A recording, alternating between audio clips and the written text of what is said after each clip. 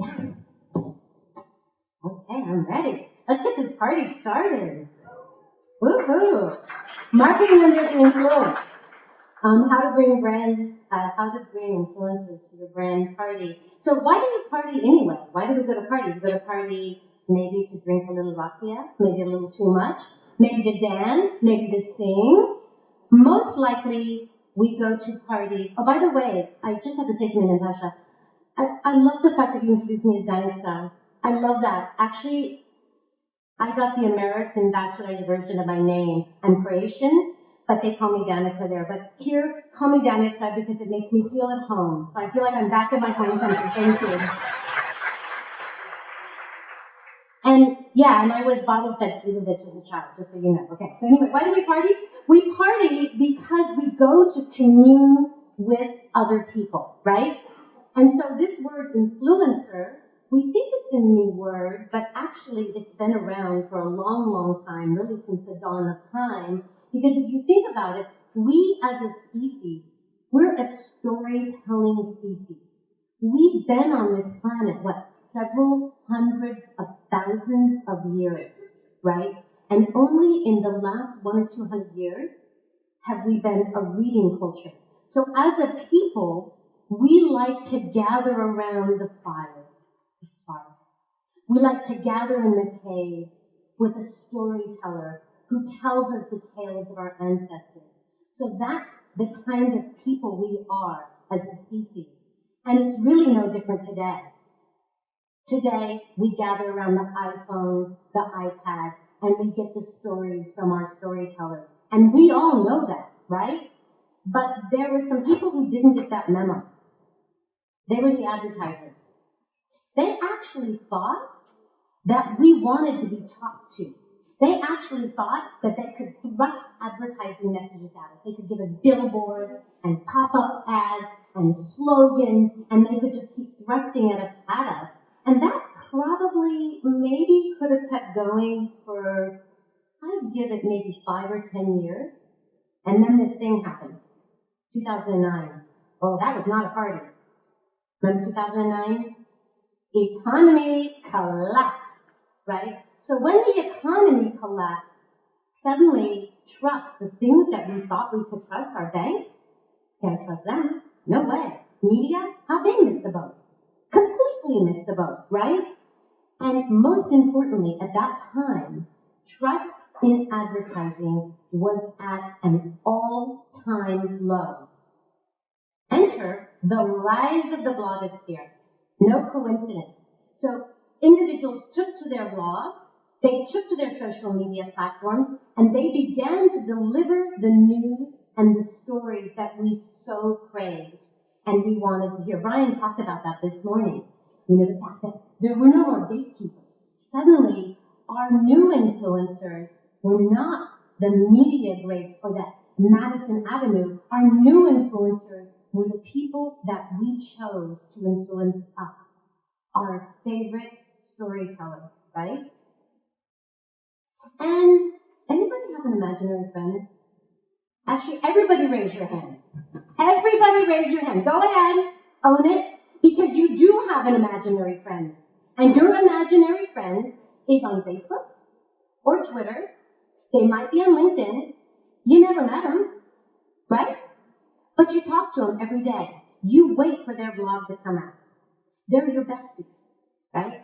So today, our new friends, our new storytellers are sometimes people we've never met, but we trust their every word. We count on their every word. And they influence us in so many ways. There's people like Brian Solis who I met and knew for probably 2 years in social media before I actually got to see him IRL in real life. So now's the point where I break from stories and I use some statistics to drive the story home. These are some very recent statistics and they're very, very compelling. 92% of consumers trust recommendations from friends and families even if they don't know them. And that is over branded content. So we trust the recommendations of people we've never met, those imaginary friends. 3 out of 4 consumers identify word of mouth, ideally word of mouth through their social platforms, as a key influencer in their purchasing decisions. And finally, a whopping 43% of social media users report buying a product after they've liked it, favorited it on Facebook, Twitter, or Pinterest. Nearly half of all consumers go to these platforms, engage, and make purchasing decisions. So it's very simple, a classic tale. Today's influencers are our storytellers, and they influence what we buy, where we shop, what we eat, what's trending. And it's really a lovely bedtime story. I'd rather pick the influencers in my life than have Madison Avenue pick them for me. So before we go into influencers, let's address the influencer types. And sorry, we had to go to Kim Kardashian, okay? Latest news from Kim Kardashian, she hasn't been in a grocery store for 4 years, okay? I really don't care. That's not the kind of influencer we're going to be talking about today. The kind of influencer I really wanted, she's like the OG of influencers, the celebrity influencers, and that's kind of a whole different beast and animal. But the kind of influencer I want to talk about today are the digital storytellers, those people who have built their platforms. It might be a blog, it might be Twitter, it might be Instagram, and they built a platform and a community to whom they tell stories. So those are the kind of influencers I'm going to talk about today, and to talk about how brands are accessing those influencers to tell stories for them. So, Macy's. It is the biggest store in the world. Everybody know Macy's? Yes? Okay, good. So, 34th Street. I don't know how it's the biggest store in the world, because you'd think they'd have a bigger one in Dubai, right? But according to the sign on the store, it is the biggest store in the world. And I'm going to tell you a story about Macy's, which is a story about my agency and my relationship with Macy's and an activation that we did with them with influencers. So Macy's as a store, core to their marketing strategy are events. They do events, big events, small events, events in store to get people to come into the store. This is a picture of the Macy's Thanksgiving Day Parade, and it's the biggest event that they stage. Every year, it's broadcast on television. Before we make our turkey, we watch this. Oh, and by the way, I just have to say this. This year, I guess you can stream it here, right? This year, I'm going to be a clown in the Macy's Thanksgiving Day Parade. So keep your eyes out, because you might catch 1 second glimpse of me on TV. It's going to be my 15 seconds of fame after this, of course. But anyway, so Macy's is an events-driven, that's totally a core to their marketing strategy. And they had these series of events that were popular, but they wanted them to be more popular. They had a group of chefs called Macy's Culinary Council. These were 12 of the top chefs in the country. And boy, the chef last night, amazing. At Dukai, that was incredible. Did I pronounce it right, Dukai? Duki, sorry. Incredible. But anyway, 12 of the top chefs in the country. This is one of the chefs. This is Marcus Samuelsson. He came to America via Sweden and Ethiopia. He brought all those flavors with him, and he has a restaurant in Harlem called Red Rooster. If you ever make it to New York, you have to go there. It's extraordinary. So they had 12 of the top chefs in the country. They bring them into Macy's stores. They have them prepare food. And Macy's wanted to increase their attendance at these events, because if you walk into a Macy's store, you do not walk out empty-handed, right? So 12 of the top chefs, Marcus Samuelsson is just one of them. They reached out to everywhere. They were taking out ads in newspapers, but they thought maybe we could really drive attendance to these events. We want to crowd these events with foodies. So they reached out to everywhere, my agency, and they suggested that we reach out to foodie influencers. So we went in each region of the country, reached out to foodie influencers, and we let them know things like, hey, Pat Cora, the great Greek chef, she's coming to a Macy's near you, and we would love you to write about this event, share with your community, ignite your community, inspire your community to come to these events. We're going to provide you the date, the time, the location. We'd love you to blog about it. We'd love you to share about it. In fact, we're asking you to write about it for us. We did that, and over the course of a year, attendance at the event tripled. The events were completely sold out, standing rooms only. So this was a huge success of using influencers to inspire their community. Triple the attendance at events, right? Now remember I said to you that we reached out to influencers, food bloggers, food Instagrammers, and we asked them to write about these events, okay? Now at the point when we said to them, here's the date, here's the time, we'd like you to promote this in advance, we were having an exchange with the influencers. So for that, we compensated them. So this ended up falling in the world of advertorial, but it also felt very much like word of mouth, because it was word of mouth, because these foodie influencers very, very much so like to do it. So when I get into the point of compensation, you're going to say, what? You pay those people? And they're influencers? They didn't write about it naturally? Yes, they wrote about it naturally, and we compensated them. Now, in the States, we have laws. We have something called FTC guidelines. And the FTC, which is the Federal Trade Commission, governs any time an influencer is compensated. So these influencers that we compensated to attend those events, to promote those events, in turn, let their readers know, I really love Marcus Anderson, I really love Kat Cora, but I was compensated by this brand to write about it. So it's very, very clear. So that's one of the things I wanted to talk to you about today, is one of the ways that we are using influencers is in some ways advertorial, in some ways word of mouth, and whereas it might seem fuzzy, it's not fuzzy as long as the influencer is very, very clear that they were compensated to do this, right?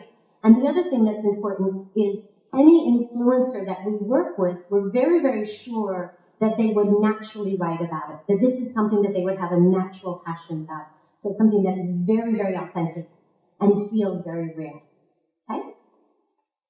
So my next story, we're going to go to a little story about some people many of you know, Natasha and Sonia. This is Natasha, Sonia, and me at South by Southwest. And actually, that's a secret story. You'll have to give me some idea to get the true story behind that. But by way of transparency, I work with Domain Me. I'm here to say they're my favorite client. And I work with Domain Me in getting influencers to tell the story of Domain Me. So what's interesting about this is that in asking influencers to tell the story of Domain Me, okay, Domain Me, it's the best possible domain, right? Yes, yes. But now that I've said that, what else am I going to say? I can't keep repeating it. It's going to start to sound like advertising if influencers on their blogs are repeating that over and over again. So the way we work with influencers is to ask them to tell parallel stories, stories that relate to Domain Me, but aren't constantly about, it's the best domain, you should pick this domain. And we ask them to tell stories about all the things that relate to picking your domain. So things like branding, things like digital reputation, some things like choosing your name. And over the course of 1 year, working with influencers, we built out over 100 stories of influencers, all telling good, rich, unique, content-driven stories about Domain Me. And I'm going to zero down to just one story of one influencer and one way you can think about working with influencers. So this is Rachel Matos. She's an influencer. She writes about art, culture, lifestyle, beauty. NBC rated her as one of the top Latinas to watch. So she's very, very influential in the Latina community. So with Domain Me, one of the things that we do is we go to the places, to the parties where the influencers congregate. So I went to Natasha and I said, Natasha, I think we should go to this place where influencers congregate. It's called We All Grow. And it's a conference about this size, but it's completely focused on Latina bloggers and influencers. And I think this is the right place for us, for Domain Me, because Latinas and Latinos in the U.S., they are just killing it in entrepreneurism. They're the greatest rise of entrepreneurs in the Hispanic marketplace than any other group in America. Now, Donald Trump would like to build a wall to keep them out. And I'm here actually to ask a favor of you. If he gets elected, can I come live with somebody here, please? Serious. Anyway, so we went to this conference, We All Grow, and we really weren't selling anything. I mean, we were talking about Domain Me, but we were really giving influencers an opportunity to talk about their branding. And Rachel Mathos, 2 years ago, sat down, met us at this conference, and said, you know what? I'm thinking about rebranding. And we just had a conversation with her, and she rebranded. She's now artmuse.me. And now, again, this is just one influencer, but to me, this is a story of how Rachel Mathos then is going to be a great storyteller and go out to her community and share why she picked a domain name. So that's what I have for you. I say, wouldn't you like to market under the influence and party with a bunch of influencers? Yeah.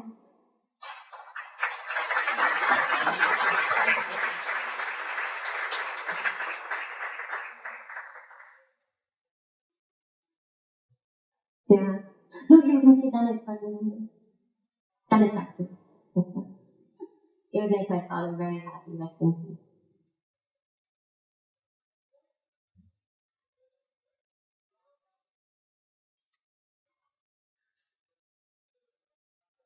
And now? Yes.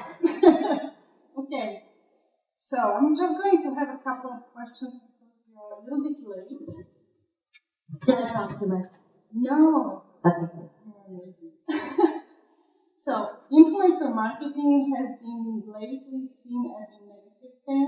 Lots of people have negative comments, especially in the community, the marketing community.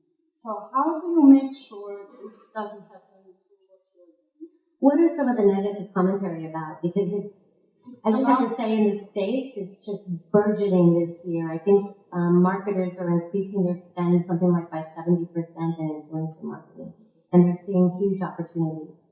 Okay, I'm speaking about the community and mostly around authenticity. Yeah. So I think influencer marketing definitely can be misused if you are basically just asking influencers to show for your brand. I think influencer marketing only works when you find an influencer who's naturally passionate about that brand and who would write about it anyway. And the other important thing is, again, we've got these FEC guidelines in the U.S., but, who's really out there checking to make sure all brands are following it? But I think it's so important that brands, whether you have the laws and guidelines or not, are very, very clear. If you're working with an influencer, if you've compensated them, they really should indicate very, very clearly that they've been compensated, not just on their blog, but also on their social shares. So when we work with influencers, we require that they use hashtag ad or hashtag sponsored in any of their social shares. Even if it would be natural for them to share it, even if they're at a Marcus Samuelsson event taking a selfie with him, because I've paid them to go to that event, I ask them to be clear, you've been paid, so that there's no fuzzy area. How do we as brands know that maybe that's Well, I think it's up to the brands to police. Yeah, so, it's self-policing. You really have to. Well, you're not like data obsessed. I like data. Yes. What can you say about the data regarding influencer marketing? Oh, my goodness. I love, I've been in advertising and marketing for a number of years, and this is the first time I felt like I could open up the screen and see what was really happening. So with influencer marketing, you see what your influencer says, but then you also see what the community is saying. You see that story unfold right in front of your eyes. You see those comments. We're always looking for what we call messages of intent. So let's say we've been let's say Rachel Matos talks about how much she loves having artnews.me. A message of intent would be somebody on her Facebook page saying, I'm thinking of rebranding. Maybe I'll consider a domain name. So you can actually see all of that. Now, the typical measurement that we use now is impressions, but honestly, we go beyond impressions. We look for engagement. What are people saying? What are those conversations that are being driven about your brand? Maybe we should pause here and see. Anybody have any questions? Hey, that's wrong, right? Yeah.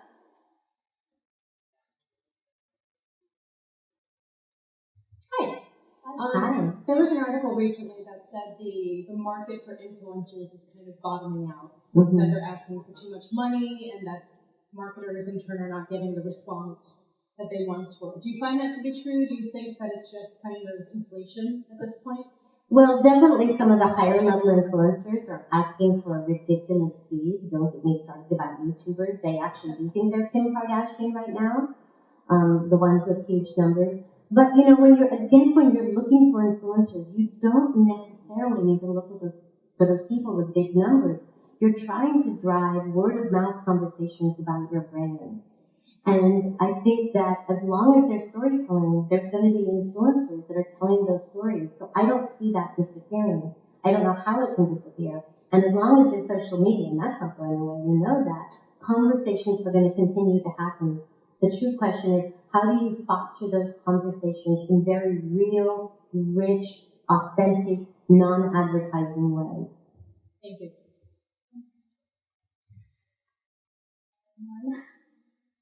There's an influencer in the front row. How do you find influencers? And I say this because there are articles that are recently been published about falsifying numbers and buying fans. And so how do you find it? Do you listen? How do brands find them? And I say that just because it's hard to find the influencers because Twitter numbers mean nothing. Instagram, yes, absolutely. So my agency actually has a network of influencers. So we've got 2,500 influencers that we work with regularly. And here's one of our network members right here in the front row. But the way to find influencers is really to read what they write. And it's all visible. So we use a lot of different kind of search software to find influencers that are writing about what I call parallel subjects or similar subjects to whatever brand I'm working with. And then once you find them, it's just a matter of reaching out with them and developing that bond and that relationship. It's hand-to-hand combat. Everybody is looking for the technology to tell stories.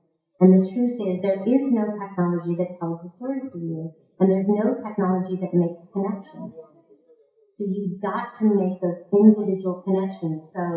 And it's funny because brands for years have wanted to make individual connections with their consumers, and social media is allowing them to do it, and they keep trying to find like some snap way.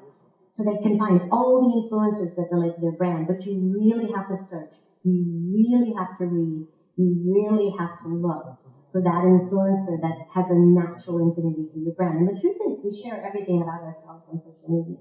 Anyway, I'm definitely an oversharer, so.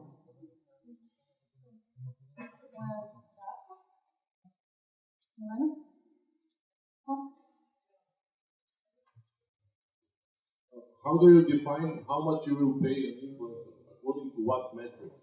So we look at the campaign, what we're asking the influencer to do, and then in response to your question, we do at that point look at their numbers, and we look at their potential reach.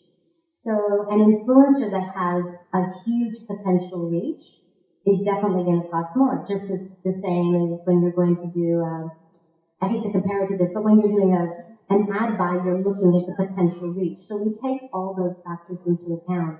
But because our particular approach to finding influencers is really doing that deep dive to find influencers that would naturally love writing about that brand anyway, a lot of times the fee isn't so great.